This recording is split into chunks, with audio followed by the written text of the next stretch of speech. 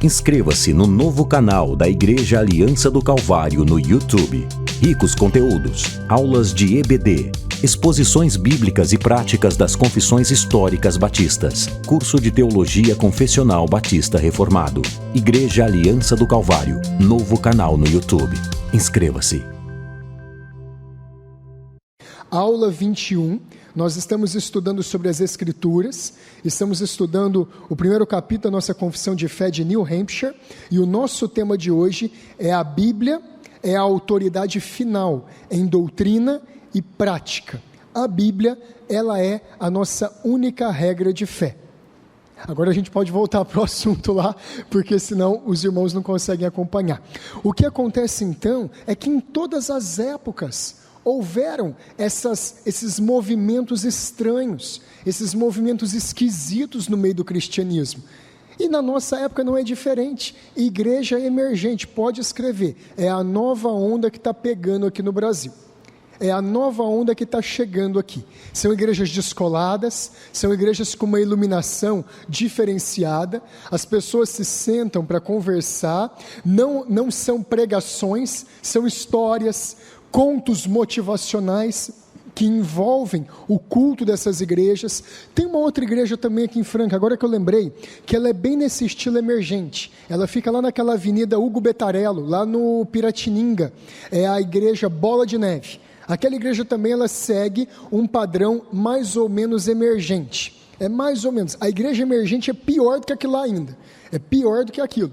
Mas a Bola de Neve, ela segue bem esse padrãozinho de igreja emergente. Os cultos, a maneira de fazer, eles têm um visual que parece essas barbearias de machão que está abrindo agora, sabe essas barbearias?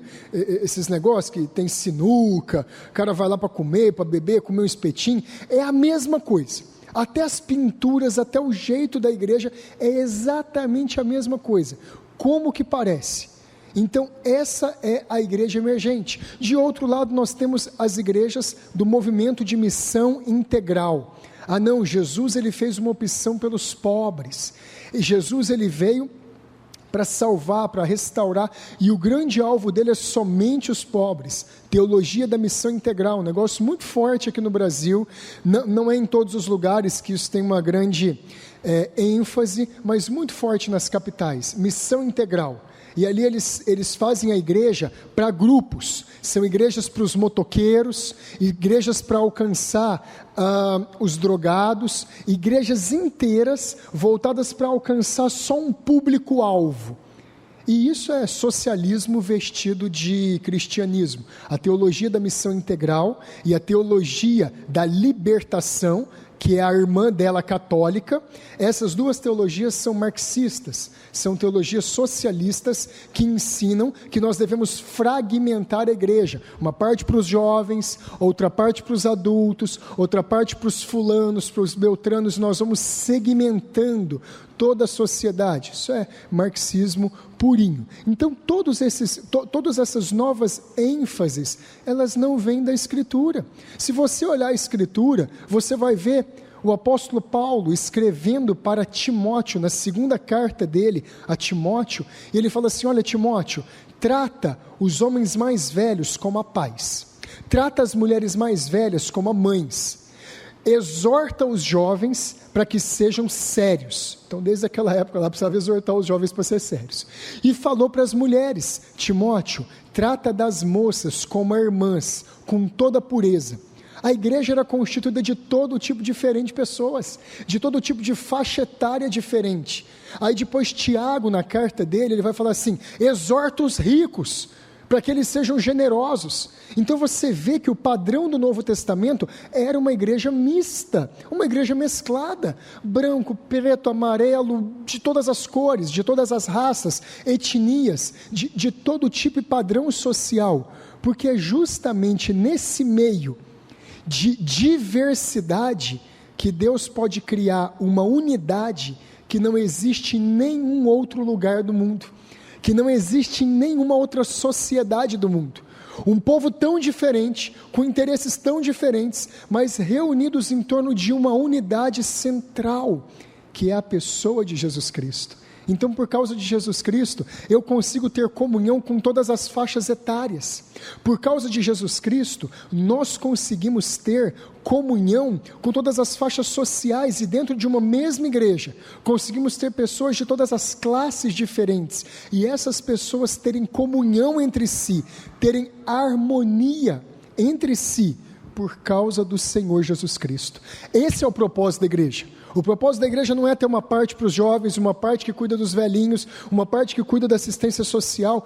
Claro que isso, para fins administrativos, pode ser útil. Olha, para a parte de assistência social, procura a irmã fulana de tal. A reunião das mulheres, quem encabeça é tal. O estudo bíblico do sábado de manhã, escola bíblica dominical, é o pastor tal que é responsável.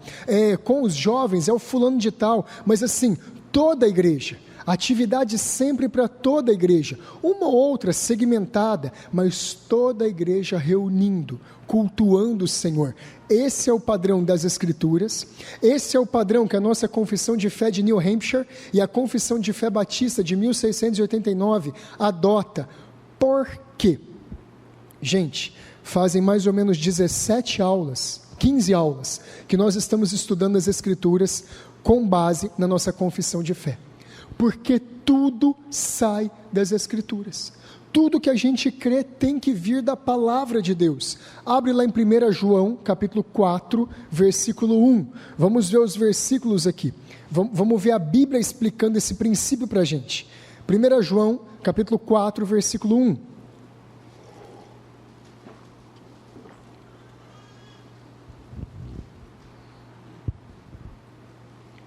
Amados, não deis crédito a qualquer espírito, antes provai os espíritos, para ver se procedem de Deus, porque muitos falsos profetas têm saído pelo mundo. Irmãos, esse texto aqui ele é claríssimo, ele fala para nós não darmos crédito, não darmos bola, não levarmos a sério qualquer espírito. E aí então a gente vai virar um punhado de caça-fantasma e vai começar a procurar, não, onde que tem espírito aqui? Não é isso que a Bíblia está querendo dizer. Espírito é uma metáfora para doutrina, para ensino.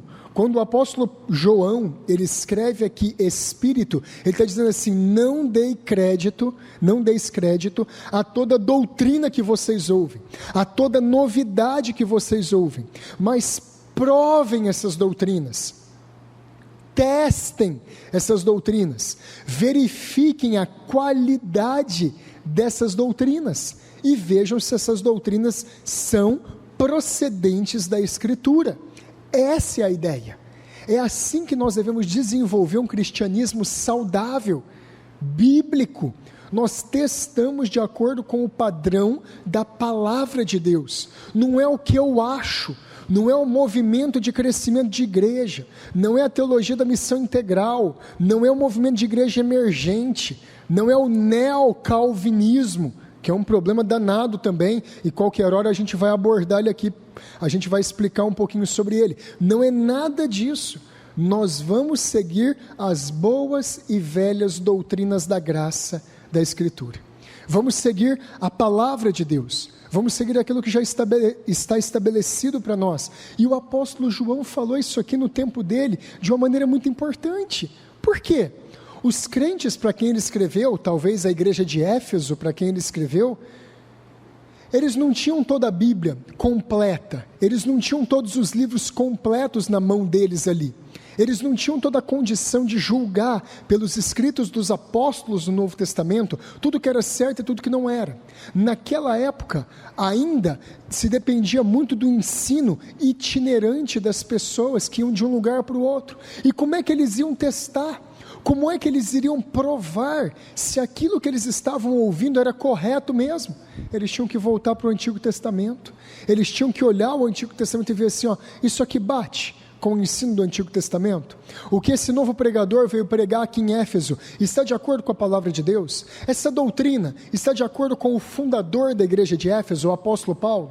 Está de acordo com Timóteo, que foi um dos líderes aqui da igreja? Está de acordo com o apóstolo João, que foi o último pastor apostólico dessa igreja? Eles faziam assim, eles provavam, eles testavam. Gente, nós não podemos ser aquelas pessoas que estão de braços abertos para toda novidade. Não, a gente tem que ser aquele povo do interior, que olha desconfiado para os outros. Quem que é esse rapaz aí? Chegou nessa cidade agora, o Gustavo sabe bem disso, né? Lá em Sabará, dá uma olhada assim, vixe, mas quem que é esse fulano aí, ó? Chegou agora, o que é nessa cidade? Quem que é esse forasteiro? Você tem que olhar para as novas doutrinas assim, você tem que olhar para as novidades teológicas desse jeito, igual gente do interior mesmo, olhando ressabiado, que carro que é esse? Onde que eles vão morar? De quem que é São Filho? É desse jeito que o pessoal do interior faz. São pessoas desconfiadas, mas desconfiadas por quê? Porque não querem que ninguém atrapalhe a paz que eles têm ali, não querem que ninguém atrapalhe a harmonia que eles já têm ali. Assim é conosco, queridos, alcançamos uma harmonia, chegamos ao autor, consumador da nossa fé, Cristo Jesus, não estamos abertos para novas coisas, para novas doutrinas, elas perturbam, elas confundem, elas roubam a fé do povo de Deus. Então a gente tem que olhar desconfiado.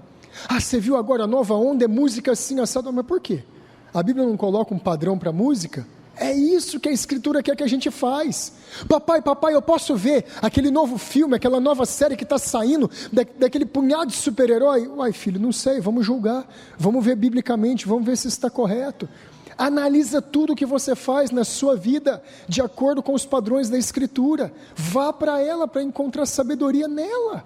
Ela vai falar, pode, não pode, está de acordo com a vontade de Deus, não está de acordo com a vontade de Deus. Gente, a Bíblia, ela chama os cristãos para serem testadores. Nós temos que testar tudo que vem à nossa mão, julgar tudo que vem à nossa mão. Abre lá em Isaías capítulo 8, versículo 19. Esse capítulo é muito bom.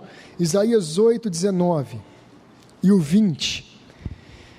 Isaías 8, 19 e 20 diz assim: quando vos disserem, consultai os necromantes e os adivinhos, que chiureiam e murmuram, acaso não consultará o povo ao seu Deus? A favor dos vivos se consultarão os mortos? Versículo 20, a lei e ao testemunho, se eles não falarem desta maneira, jamais verão a alva. Esse texto é importantíssimo, gente. Na época de Isaías, o povo estava sendo confrontado com uma novidade, estava sendo confrontado com um novo culto, estava sendo confrontado com uma nova doutrina.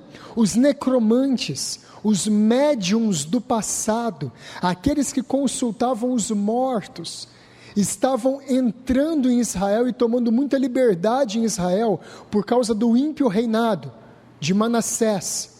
E por causa desse pessoal todo, Isaías vem e fala: peraí. Quando alguém disser para vocês uma nova doutrina, e falando assim, olha, vamos consultar os necromantes, vamos consultar os médiuns, aqueles que têm espíritos. Isaías fala: peraí, nós vamos consultar os mortos em favor dos vivos? É claro que Isaías aqui, ele está fazendo como se fosse uma brincadeira. Assim, gente, vocês estão de brincadeira, né? Nós estamos aqui vivos, nós estamos aqui vendo o mundo, todas as coisas, e vocês querem consultar quem morreu? Vocês querem consultar quem já não está mais aqui? Ele está mostrando a idiotice de se fazer algo assim, a tolice de fazer algo assim. Por que, pastor? O espírito da vovó não pode falar? Não pode, porque Deuteronômio capítulo 18 fala que é abominação todo aquele que pratica tal coisa, mediunidade, necromancia, todo esse tipo de consulta aos mortos é uma abominação a Deus. Pastor, mas está vendo? Está dizendo que é uma abominação, não está dizendo que não pode. Não, querido, a Bíblia está dizendo que é uma abominação, e está dizendo justamente que por isso não pode, e que quem faz se torna abominável aos olhos de Deus, não é porque é verdade, não é porque você corre o risco de conversar com a bisavó, não é porque você corre o risco de conversar com o bisavô, não é por causa disso, é porque na verdade, quem está consultando essas pessoas, não está entrando em contato com os antepassados que gostaria de entrar em contato, está entrando em contato com demônios. A Bíblia não quer que nós sejamos enganados.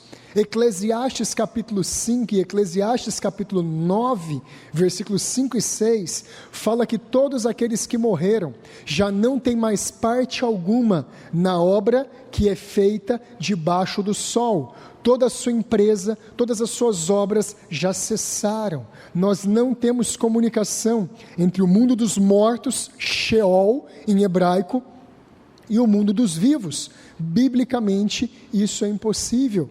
Não existe essa comunicação, e a Bíblia está então cortando essa nova forma de culto, essa nova forma doutrinária que estava aparecendo em Israel. E aí qual foi a resposta de Isaías? O versículo 20, à lei e ao testemunho.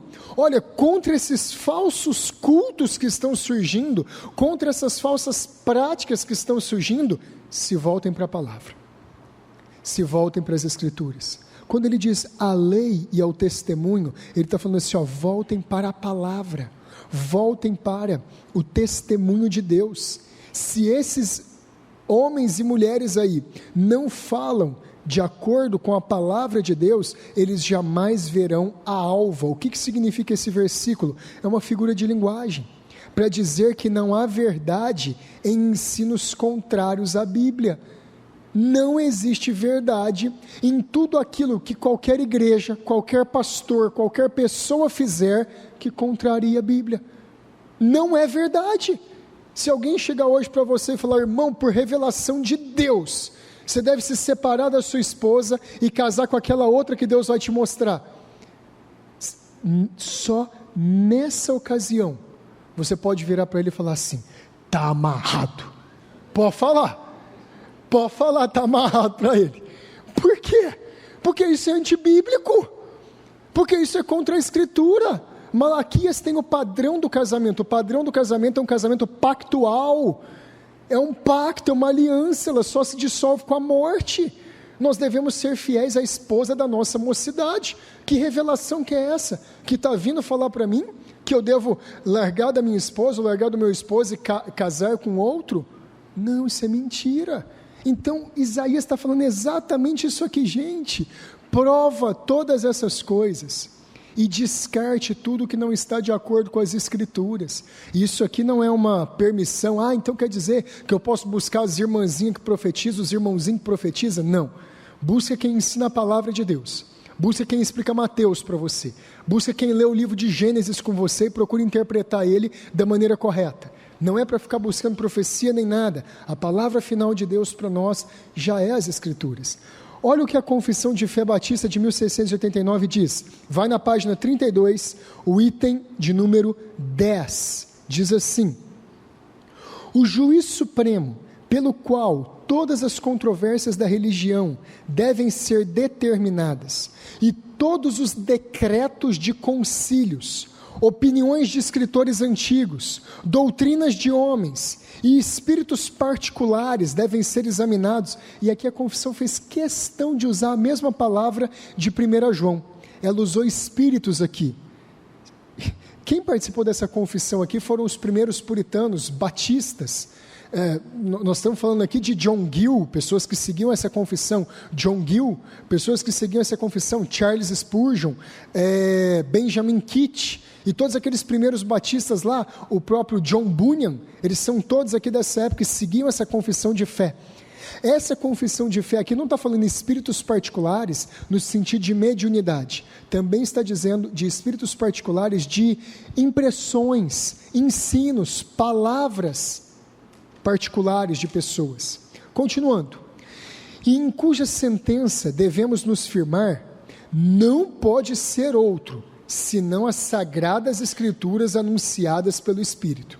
No que a Escritura assim anuncia, nossa fé é finalmente decidida.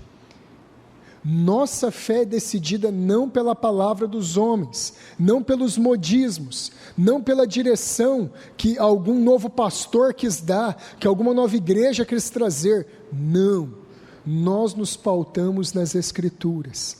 Ela decide o que a gente crê. Ela decide como a gente crê. A nossa confissão de fé, então, ela está deixando tudo amarradinho, tudo muito bem cercado, muito bem alicerçado, para que nós não sejamos enganados. Nós devemos permanecer na palavra. E isso nos leva para o próximo ponto da aula.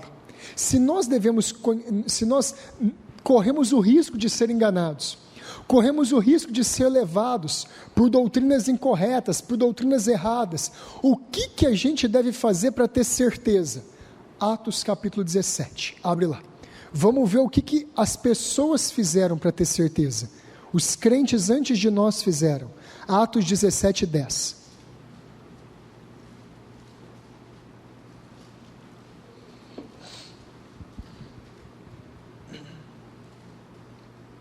Atos 17, 10 diz assim: E logo, durante a noite, os irmãos enviaram Paulo e Silas para Bereia.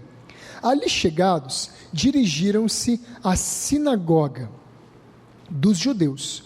Ora, estes de Bereia eram mais nobres que os de Tessalônica, pois receberam a palavra com toda a avidez. Avidez é ansiedade, desejo, examinando as escrituras todos os dias, para ver se as coisas eram de fato assim. Depois a gente lê o versículo 12, vamos só até aqui. O que está acontecendo? Paulo e Silas tinham acabado de pregar em Tessalônica, eles foram perseguidos em Tessalônica, e à noite o Senhor lhes dirigiu, através dos irmãos, para que enviasse eles para Bereia. Eles vão para Bereia, uma outra cidade ali perto daquela região de Tessalônica. Tessalônica é Grécia, naquela região ali.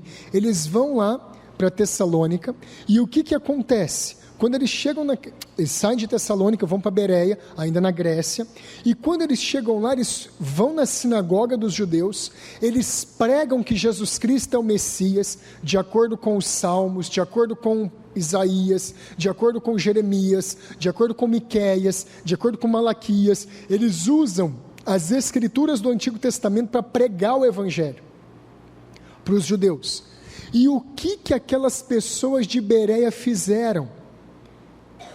Os de Bereia, eles foram mais nobres que os de Tessalônica. O que significa isso? Eles não foram precipitados. Eles foram olhar nas escrituras, porque eles receberam a palavra de Deus com avidez.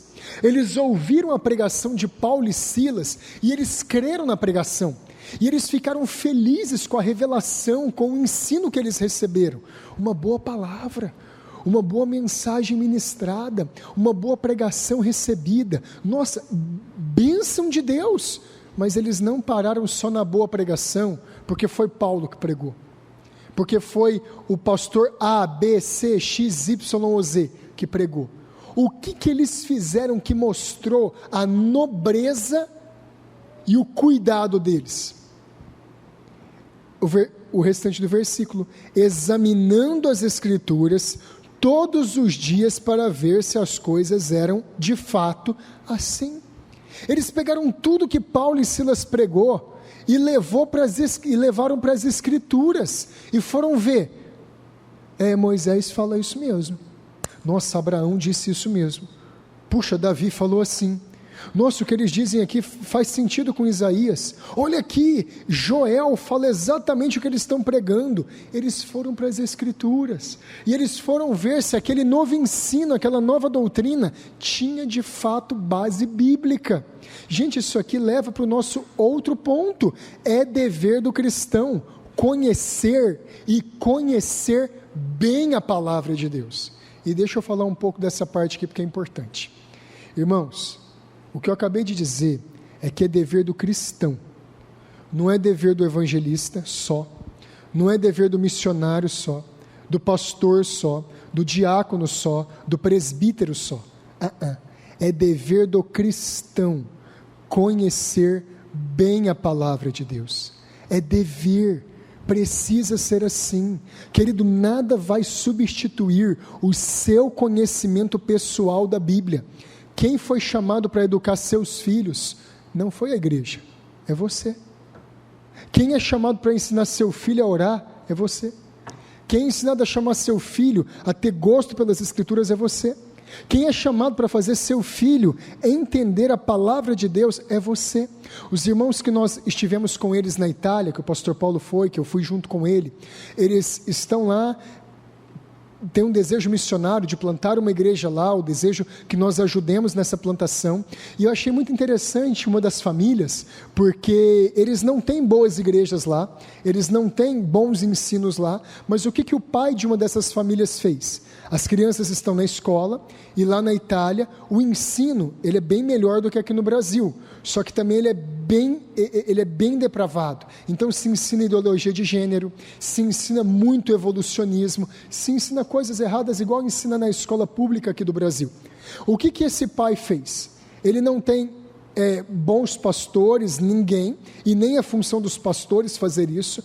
Ele se municiou. Quando a gente foi conversar com ele, ele já conhecia vários autores sobre cristianismo, sobre criacionismo, ele sabia mesmo, porque ele era crente, sobre criacionismo e sobre design inteligente. Ele estava ensinando os 3 filhos mais velhos em casa, o oposto do que a escola estava ensinando.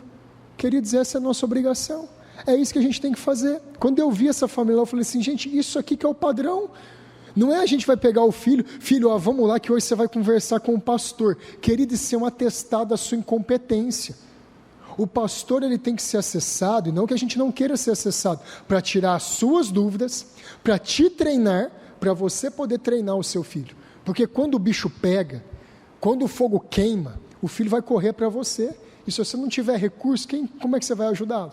Como é que você vai ajudar os seus parentes? Como é que você vai ajudar os seus colegas de trabalho, os seus colegas de escola? É você que precisa aprender. Então esse ponto nosso aqui, dos bereanos, conferindo nas Escrituras, buscando nas Escrituras os princípios da palavra de Deus para viver do que Deus manda, ele é importantíssimo. Todos nós devemos conhecer bem as Escrituras, todos nós devemos ser peritos nas Escrituras, e isso é importante, gente. As famílias sólidas só são sólidas assim por causa disso. A gente fala muito aqui na Igreja Aliança do Calvário sobre puritanismo, os puritanos e tudo mais, e nossa, é uma beleza falar dos puritanos. Gente, os puritanos não foi um movimento de grandes pastores só, os puritanos foi um movimento de fazendeiros, leiteiros, padeiros, pequenos comerciantes,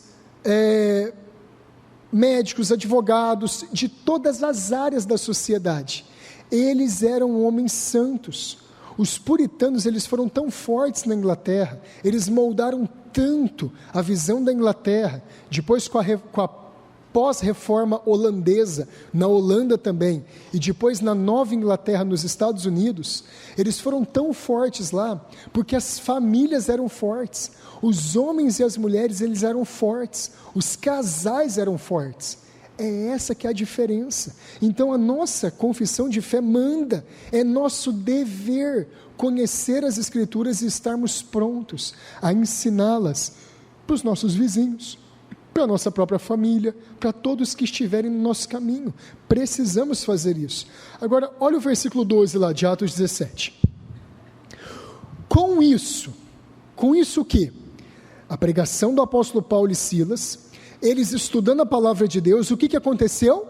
Muitos deles creram, mulheres gregas de alta posição, e não poucos homens. Olha aqui, gente, com o estudo da palavra de Deus, conferindo nas Escrituras, conhecendo bem a palavra de Deus, muitos deles chegaram à fé, muitos deles foram salvos, muitos deles foram transformados.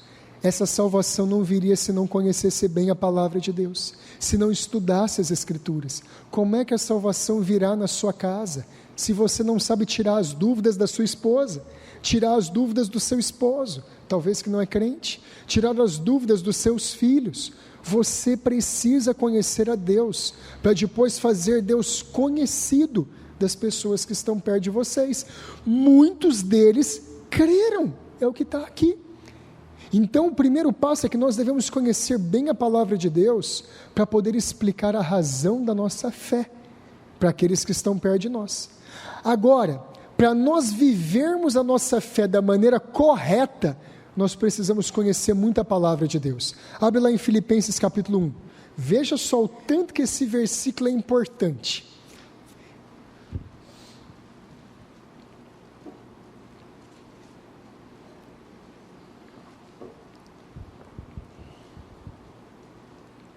Filipenses 1, 9 até o 11. E também faço esta oração. Olha só, gente, o apóstolo Paulo estava preso lá em Roma, na prisão domiciliar dele aqui em Filipenses. Ele escreve para esses crentes de Filipos e ele está fazendo uma oração por eles. O apóstolo Paulo está preso, ele está restrito, mas ele está pensando, ele está com cuidado da igreja de Filipos, e olha só o que ele vai orar a Deus, olha o que ele vai pedir a Deus para acontecer com a igreja de Filipos.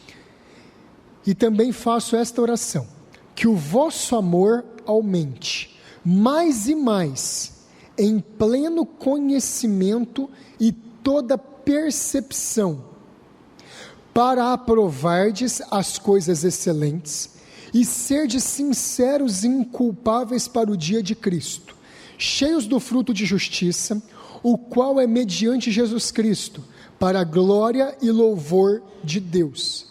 Irmãos, tem tanta doutrina nesses 3 versículos aqui, que daria uma pregação isolada só deles, mas olha só, nós precisamos desmistificar uma coisa aqui. Piedade não está só relacionada com oração, piedade está relacionada com conhecimento da palavra de Deus, e isso aqui está sendo extremamente esquecido nos nossos dias.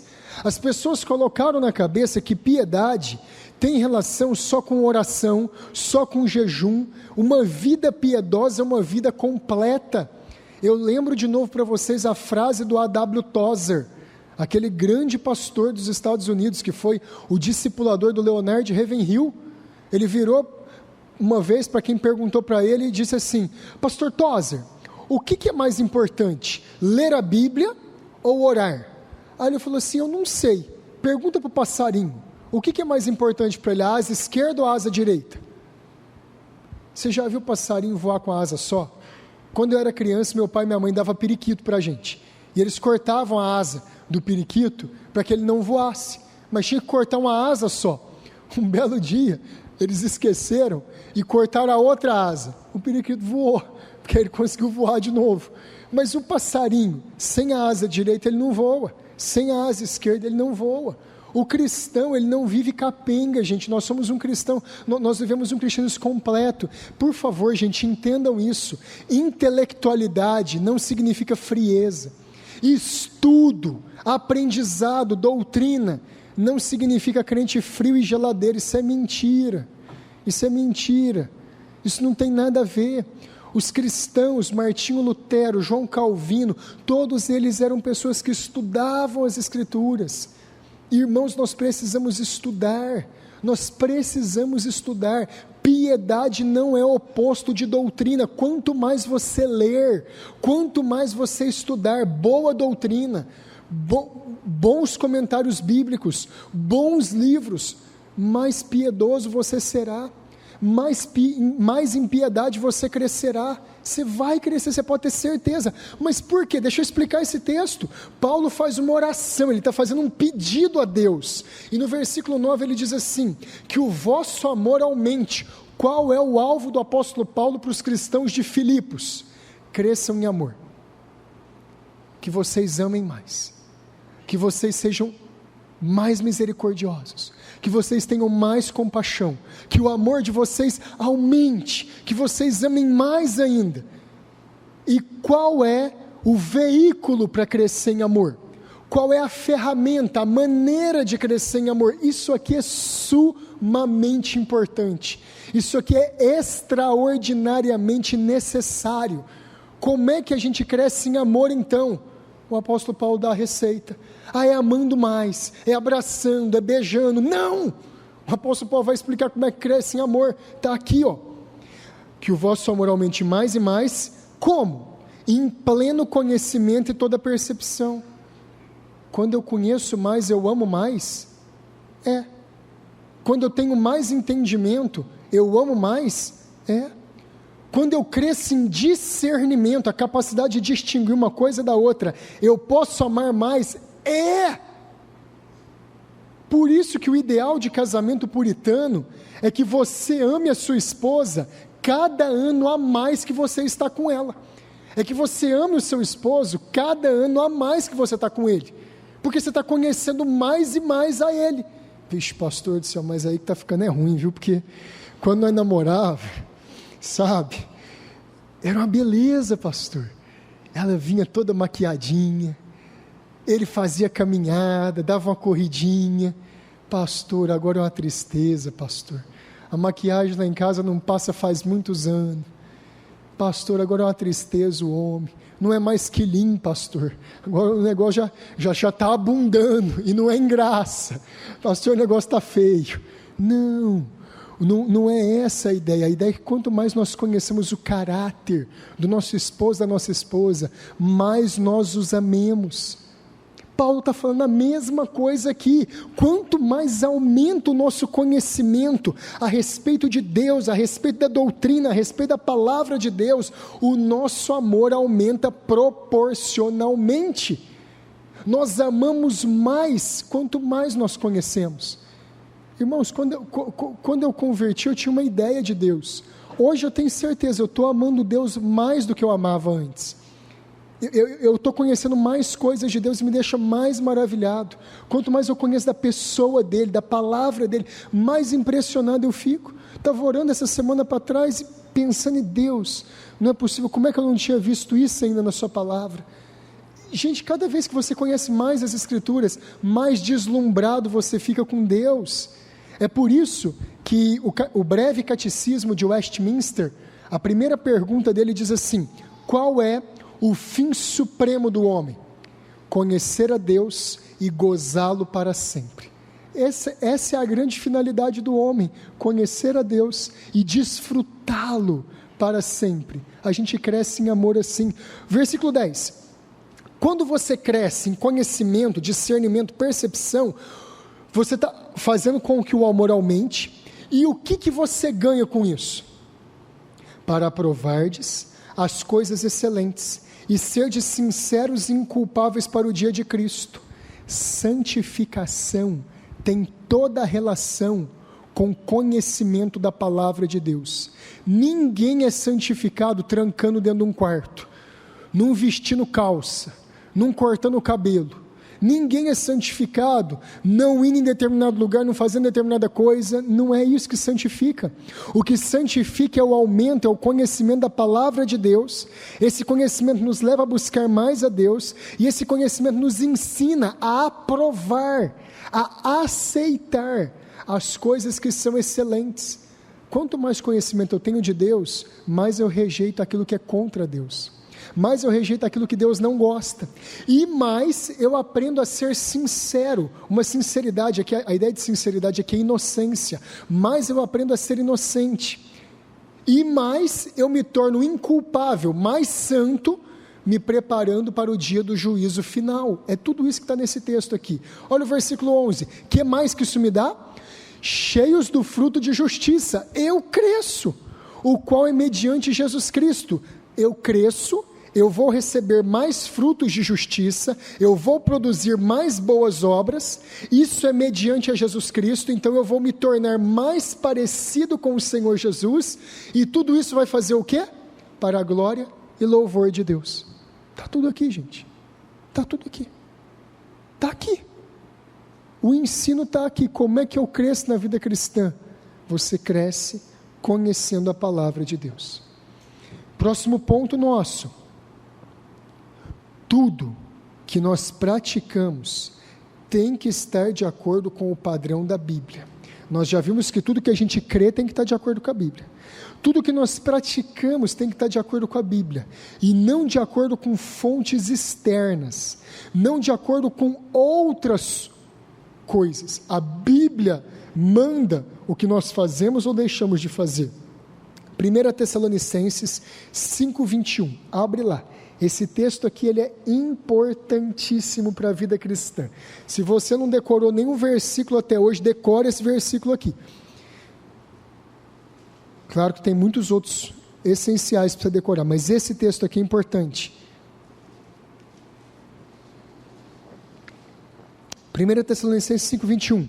Julgai todas as coisas, retende o que é bom, examinem todas as coisas e retenham o que for bom. Eu devo examinar. Eu não descarto uma coisa, ou eu abraço outra coisa. Porque eu gosto mais disso, eu gosto mais daquilo. Não é por gosto. Eu examino. Qual que é o padrão para eu examinar? Eu testo de acordo com as escrituras. Pastor, é pecado colocar calça? Testa. Existem certas calças que deixam a mulher sensual, não convém. E existem certas saias que deixam a mulher também sensual, não convém. Pastor, é pecado eu ir em determinado lugar? Testa. Você está com a sua vida em dia com Deus? Você está servindo bem os irmãos? Está em comunhão com a igreja? Está bem? Você pode se dar ao luxo de fazer determinadas coisas, que quando você não está bem com Deus e não está buscando o Senhor, essas determinadas coisas podem ajudar a esfriar mais o seu coração. Está vendo que não tem uma regrinha? Está vendo que não tem um manual de usos e costumes? Você tem que testar, querido. Você tem que provar. A Bíblia fala, julgai todas as coisas. Pastor, então eu vou sair testando tudo aí. Eu vou no show do fulano, eu vou em tal lugar, eu vou em tal lugar, eu vou ouvir tal música, eu vou fazer assim, porque afinal de contas eu estou testando. Não, querido, isso não é o teste que a Bíblia está mandando fazer. Tudo me é lícito, mas nem tudo me convém. A gente passa primeiro por esse versículo, do que convém, e depois a gente testa o que convém. O que não convém a gente rejeita. A Bíblia fala, fugir de toda aparência do mal. O que é mal a gente já não vai atrás mesmo. Agora, as outras coisas que estão naquela região cinzenta, aquela região nebulosa, que a gente não sabe muito bem o que fazer, você testa. Você julga todas as coisas. E você retém o que for bom. Deixa eu te ensinar uma coisa contra o legalismo, contra o farisaísmo. Tem coisas que para você pode ser bom, mas para o seu irmão pode ser ruim. Tem coisas que para mim eu posso ter liberdade para fazer que eu não vou pecar, mas se você fizer você vai pecar. Tem coisas que você pode, por causa da sua natureza, porque você não é tentado por aquele tipo de coisa, aquelas coisas não enchem o seu coração, aquelas coisas não desviam você de Deus. Agora tem coisas que se o outro irmão fizer, e para você é lícito você fazer, mas se o outro irmão fizer, ele vai ser enredado pelo pecado, ele vai ser tentado. Gente, isso aqui é um princípio tão importante, é por isso que Paulo falou, olha, se for pela consciência do irmão, eu nunca mais vou comer carne. Está errado comer carne, gente? Não está, mas talvez por causa da consciência de irmãos que achavam que não devia comer carne, ele se abstinha desse direito que ele tinha. Talvez alguns irmãos tenham consciência, conseguem fazer um determinado tipo de atividade, um determinado tipo de esporte, outros não conseguem. Não vamos ficar qualificando e classificando as pessoas, porque elas são iguaizinhas a gente. Você já leu alguma vez aqueles gibis da Turma da Mônica? E tinha a Mônica, e ela sempre usava a mesma roupa. Um dia no gibi que eu estava lendo, eu vi o guarda-roupa da Mônica, e o guarda-roupa da Mônica tinha sempre a mesma roupa da Mônica. Tem muita gente que quer que a igreja seja daquele jeito, tenha só aquelas roupas, tenha só aquilo que ele gosta, só aquilo que ele faz, só aquilo que ele aprova, porque afinal de contas o padrão de santidade é ele. Não, o padrão de santidade é a Bíblia. Tem coisas que se eu fizer, que são inofensivas, eu sei que eu vou pecar. Tem liberdades que se eu der, Danilo Santa Terra, der liberdades para o meu coração, que para você tira de letra, você não tem problema nenhum com isso. Se eu fizer, eu vou pecar. Se eu me permitir, eu vou pecar. E tem coisas que se você se permitir, você vai pecar. Você precisa conhecer quais são as tentações às quais você é mais vulnerável. E conhecer onde estão elas para poder evitá-las. Por isso que o nosso texto fala, julguem todas as coisas e retenham o que for bom. Tem coisas que você vai analisar talvez depois que você fez aquele passeio, andou em determinado lugar. Nossa, pastor, disse que lá não foi bom. Nossa, depois da semana inteira, minha mente ficou suja. Nossa, foi difícil desencardir meus pensamentos, as crianças não ficaram bem depois daquilo. Eu expus a minha esposa a uma situação ruim. Não faz mais. Essa parte não é bom, não retenha ela. Gente, isso aqui é um remédio contra o legalismo. O legalismo quer deixar a gente tudo igualzinho. Eu visto assim, eu faço assim, eu vou assim, eu me divirto assim. Não, gente. Procurem o discernimento de Deus. Procurem aquilo que Deus vos guarda. Aí Deus vai dirigir, Deus vai ser o padrão, santificação está aqui dentro e sai para fora. Outro versículo importante para nós praticarmos a palavra de Deus é obedecer o que as Escrituras falam. Salmo 119, versículos 59 e 60, olha o que ele diz: considero os meus caminhos e volto os meus passos para os teus testemunhos.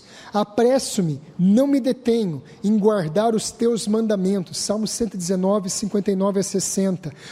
Ele se apressava em praticar a palavra de Deus, ele tinha pressa, ele era ágil, ele aprendia o que deveria ser feito e fazia, ele aprendia qual era o caminho e seguia pelo caminho, ele entendia qual era a vontade de Deus, e ele não ficava 2 anos meditando, eu devo ou não devo. Não, eu aprendi, eu já coloco em prática na hora.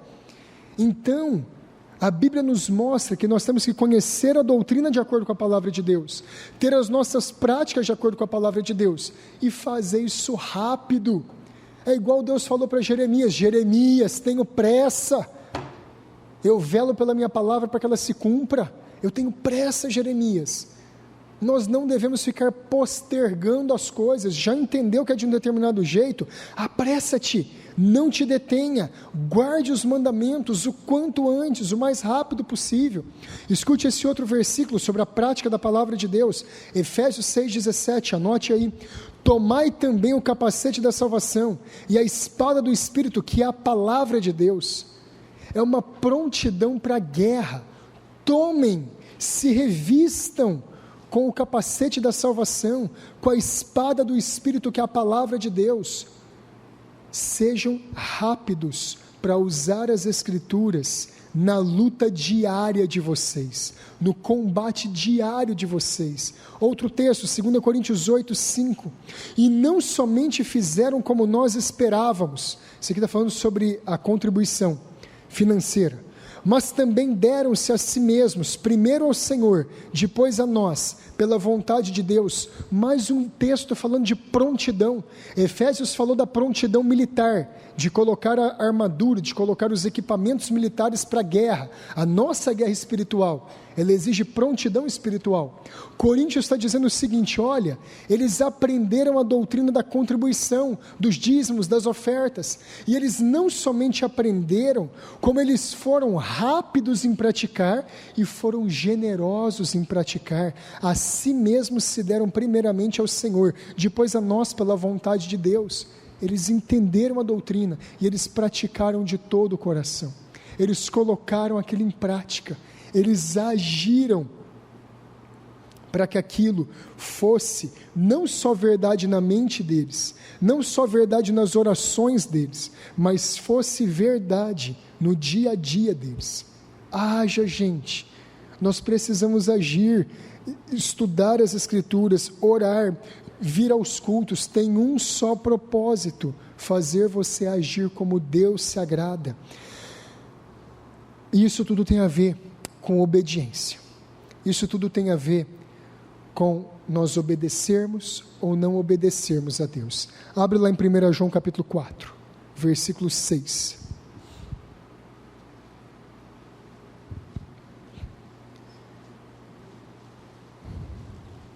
Quanto mais os anos passam, quanto mais tempo eu pessoalmente estou na fé, mais eu tenho aprendido com as Escrituras, com as experiências da vida, com o amadurecimento cristão, que cristianismo, gente, só tem razão de ser quando a gente obedece. Claro que a gente não obedece por medo, por temor, é pela graça de Deus, é Ele que nos move a isso, mas cristianismo é obediência, cristianismo é sujeição à vontade de Deus. Foi isso que aconteceu no Jardim do Éden e deu errado. O pecado original foi desobediência, e de lá para cá a nossa grande luta é obedecer a Deus. A nossa grande luta é obedecer ao que Deus manda. Então, no final das contas, vai se resumir em obedecer a Deus, em obedecer a lei de Cristo ou não. Olha o que o apóstolo João coloca de maneira tão inteligente. 1 João 4,6. Nós somos de Deus. Está fazendo uma declaração, nós pertencemos a Deus. Aquele que conhece a Deus, nos ouve. Quem também é de Deus, pertence a Deus, ouve as doutrinas de Deus. Tá, que mais? Aquele que não é da parte de Deus, não nos ouve. Nisto conhecemos o espírito da verdade e o espírito do erro. João, gente, está falando de um jeito aqui tão simples. Quem obedece é de Deus. Quem não obedece não é. Quem se submete à vontade de Deus, ele é da parte de Deus. Quem não se submete a Deus, ele não é dos nossos, e sobre ele está o espírito do erro. Esse é o ponto, gente. Obediência à palavra de Deus, obediência às Escrituras, obediência ao que a verdade fala para nós. Nós não obedecemos a parte que a gente gosta, nós não obedecemos a parte que a gente tem prazer, nós obedecemos toda a palavra de Deus, seguimos toda a palavra de Deus, obedecemos toda a verdade de Deus. Por quê? Porque a nossa Bíblia, a nossa Escritura, ela é exclusiva, indivisível, ela não mudará, ela é uma só, e nós devemos obedecê-la. Vá lá um pouquinho para frente de onde você está, em Judas, versículo 3.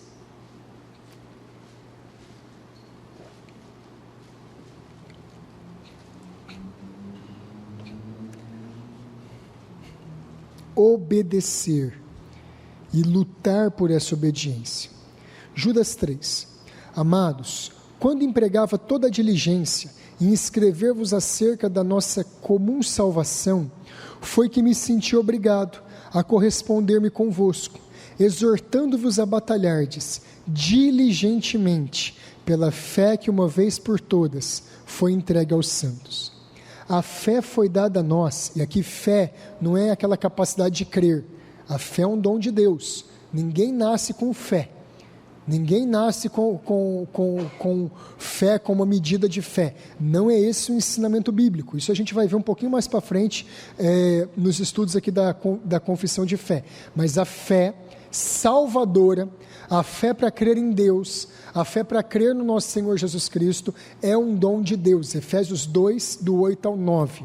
Isso não vem de vós, é dom de Deus. Não vem das obras para que ninguém se glorie. A fé é um dom de Deus, a graça é um dom de Deus, é Deus que nos dá a condição de crer em Cristo Jesus. Só que essa palavra fé, aqui em Judas, não está sendo utilizada para essa capacidade de crer. Essa palavra está sendo utilizada para representar o todo da doutrina cristã e da prática cristã. A fé que uma vez foi dada, de uma vez por todas foi dada para os santos, é a doutrina, a prática, a doutrina cristã que nos foi dada pelo Senhor Jesus, pelos apóstolos e por toda a Escritura. Essa fé, essa doutrina, ela foi dada de uma vez por todas, diz o versículo. Significa, ela é final, ela não vai mudar. A nossa fé não cabe mudança, ela não cabe transformação, é uma só fé, é um só batismo, é um só Espírito, ela é indivisível, ela foi dada de uma vez por todas, de maneira final, aos santos, aqueles que foram salvos, e essa fé foi dada a nós, e existe um mandamento para nós. O que nós devemos fazer com essa doutrina e com essa prática? Devemos batalhar diligentemente por ela. É uma luta, gente.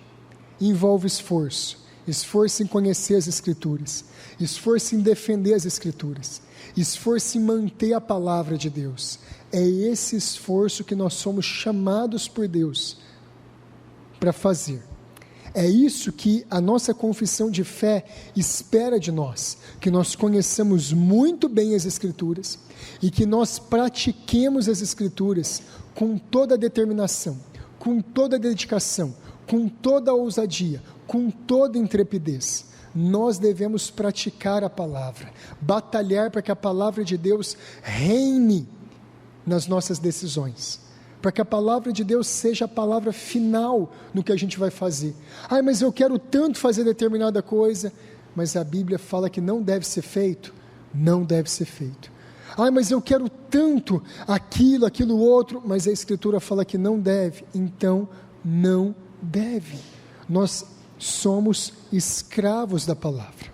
Com isso, nós vamos para a nossa última aula semana que vem sobre as Escrituras. Depois nós vamos estudar o verdadeiro Deus, que é o capítulo 2 aqui da confissão. Semana que vem nós vamos estudar qual que é a regra de interpretação das Escrituras. Lembrando que as nossas duas confissões de fé, tanto a Batista de 1689 quanto a de New Hampshire, elas são confissões puritanas, confissões que vieram dos puritanos, e eles tinham uma regra de interpretação da Escritura, que eu quero, semana que vem, estudar junto com vocês, para que vocês interpretem a Bíblia desse jeito. Essa regra chama analogia da fé, essa regra chama a regra de ouro da interpretação. Escritura interpreta a Escritura.